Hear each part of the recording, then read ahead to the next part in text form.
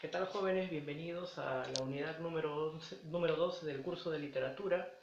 El día de hoy vamos a desarrollar el tema correspondiente al siglo de oro español, la primera parte enfocándonos al primer periodo conocido como el Renacimiento.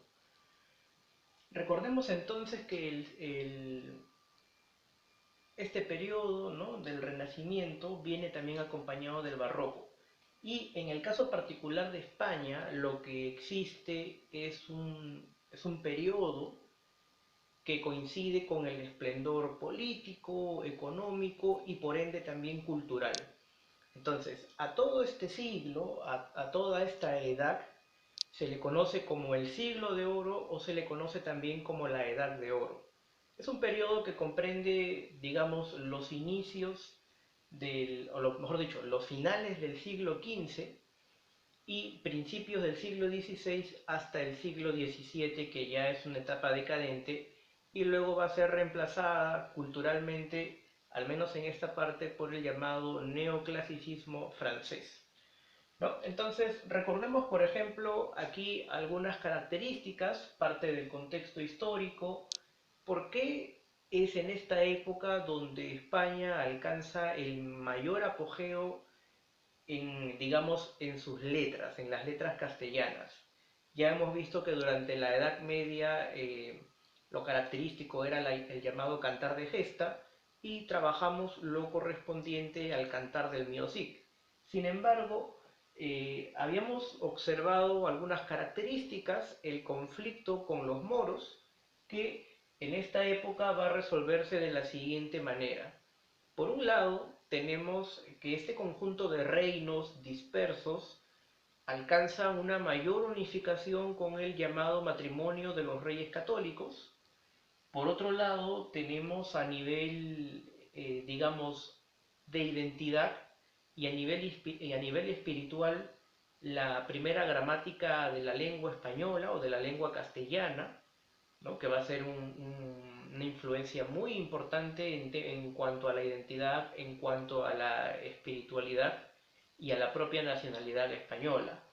Otro punto clave para que España apunte, digamos, ¿no?, o empiece también a pensar fuera de su territorio es la finalización de la llamada Reconquista Española, que deriva con la expulsión de los moros. Y por último, algo que sin duda le va a favorecer mucho a España va a ser el descubrimiento de América y su posterior invasión y conquista. Entonces, con estos cuatro puntos, uno puede entender también que el futuro que le esperaba o que le deparaba a España era bastante prometedor. Y eso, digamos, con mayores ingresos económicos, va a ir acompañado también de una mayor inversión y con un mayor desarrollo a nivel cultural, ¿no? España no solamente va a ser el centro político, no solamente va a ser un centro económico, también va a ser un centro cultural. Y si bien el Renacimiento encuentra, digamos, la cuna en Italia, en el resto de Europa va a tener diferentes influjos o diferentes influencias, y en el caso particular de España va a estar muy ligado también a la influencia italiana, al menos en la parte de la poesía, que es lo que vamos a ver a continuación.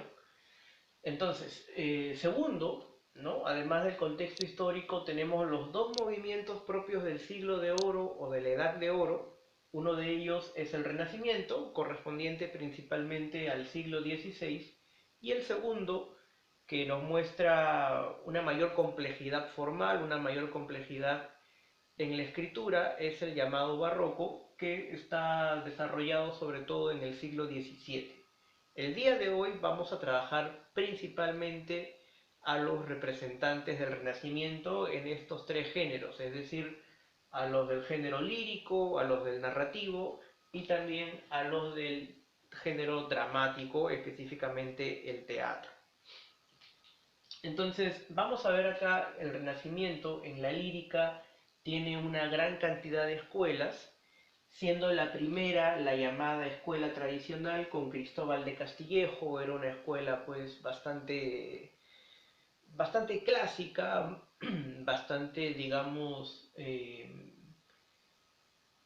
tradicional, bastante ortodoxa, ¿no? Era muy clásica.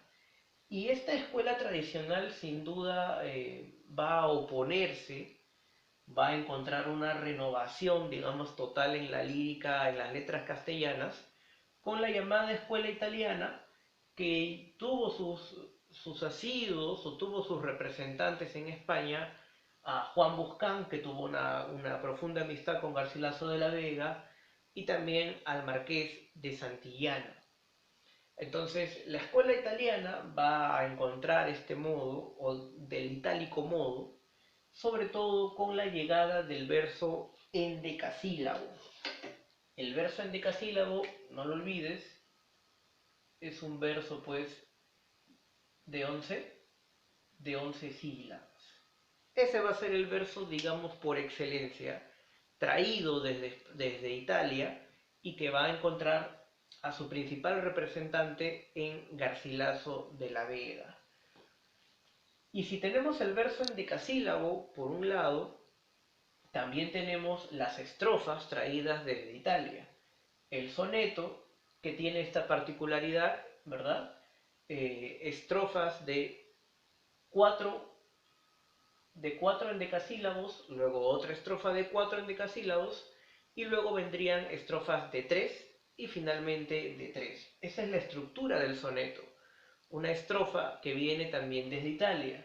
Lo mismo con la octava real o la llamada octava rima, donde son, como su mismo nombre dice, 8 versos en decasílabos. El terceto viene de 3 versos en decasílabos, y la lira, que es una composición poética con versos, ¿verdad? De 7 sílabas, luego de 11, luego de 7, luego de 7 y finalmente de 11. Entonces, esas son las estrofas que vienen desde Italia y que van a ser también empleadas por Garcilaso y también por Fray Luis de León y otros poetas más que son propios del Renacimiento. En el caso de Garcilaso de la Vega, tenemos entre sus principales obras 13 églogas, ya luego vamos a hablar un poco de ellas, 2 elegías, una epístola, 3 canciones, o 5 canciones, perdón, donde destaca a la flor de nido, y 38 sonetos, donde vamos a poder encontrar esta diversidad temática propia del Renacimiento. Los temas, digamos, tradicionales del Renacimiento son el amor y algunos tópicos latinos que ya hemos mencionado en algún momento, como el carpe diem, el beatus ille, el locus amenus o lugar ameno, y también el tema del destino. Entonces, vamos a explicar un poco el tema de las églogas, que son composiciones con personajes pastoriles, son pastores, son personajes idealizados, en donde se trabaja el tema del amor no correspondido. El tema del amor dentro del Renacimiento es un tema importante porque el amor es reflejo de la belleza absoluta y tiene o guarda una íntima relación con, digamos, la estabilidad del universo. Es decir, si tu amor es correspondido, hay estabilidad, hay armonía. Si por el contrario no eres correspondido, se produce un equivalente al caos. Entonces, esos son los principios temáticos del Renacimiento. El Carpe Diem, muy desarrollado por Garcilaso de la Vega, es el viejo tópico de aprovecha el momento, aprovecha el día. En el caso de los sonetos de Garcilaso, hay versos que nos dicen, por ejemplo, ¿no? Marchitará la rosa el viento helado, que es una metáfora de la belleza femenina. Resalta mucho Garcilaso el tema de la belleza de la mujer. y el esplendor de la belleza de la mujer está en su juventud, que es una etapa que según Garcilaso toda persona debería aprovechar. Aprovecha tu juventud, aprovecha tu belleza, aprovecha, digamos, ¿no? Tu auge, digamos, físico, tu belleza corporal, porque esa etapa, a través del tiempo, se va a diluir, se va a desvanecer, dice, ¿no? El tiempo todo lo desvanece. Y claro, tu belleza o tu juventud no va a ser la excepción.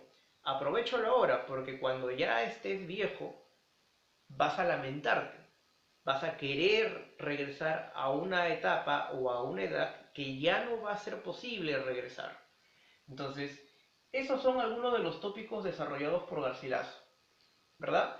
El Beatus Ile, desarrollado por Fray Luis de León, el Lugar Ameno, también desarrollado por alguno de estos poetas, y el tema del destino es importante hacer hincapié que si bien el destino es inevitable, sí podemos luchar frente a él, sí podemos hacerle frente. Esta es una gran diferencia entre el concepto del destino grecolatino, ¿no? A diferencia del destino o del lado grecolatino ante el cual tú no te podías oponer de ninguna manera y simplemente te resignabas, en el Renacimiento español el destino sí va a ser, digamos, ¿no? Oponible, uno va a poder oponerse a él.